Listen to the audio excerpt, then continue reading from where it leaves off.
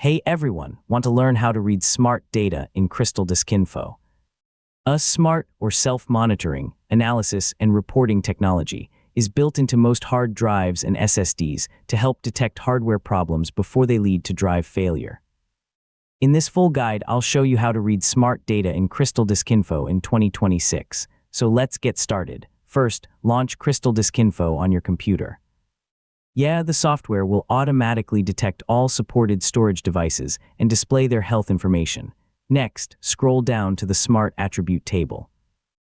This section contains detailed diagnostic information collected directly from your storage drive. Now let's understand the main columns.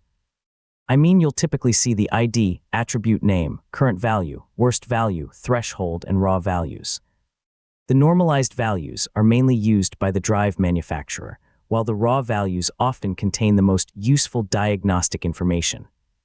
Pay special attention to important attributes such as reallocated sectors count, current pending sector count, uncorrectable sector count, power on hours, power cycle count, and on many SSDs.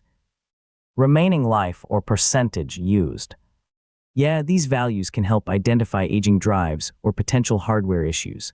Along with the SMART attributes, always check the overall health status shown near the top of CrystalDiskInfo. If the status changes to caution or bad, back up your important files as soon as possible and investigate the drive further. Don't rely on a single reading. Checking SMART data regularly lets you monitor changes over time and spot problems before they become serious. For the best results, monitor your drive health regularly. Back up important files before problems occur. Keep your storage devices properly cooled. And remember that SMART data is an early warning system, not a guarantee that a drive will never fail.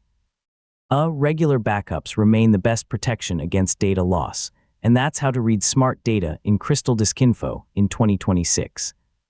Whether you're monitoring an HDD or SSD, understanding SMART information can help you detect potential problems early and protect your valuable data.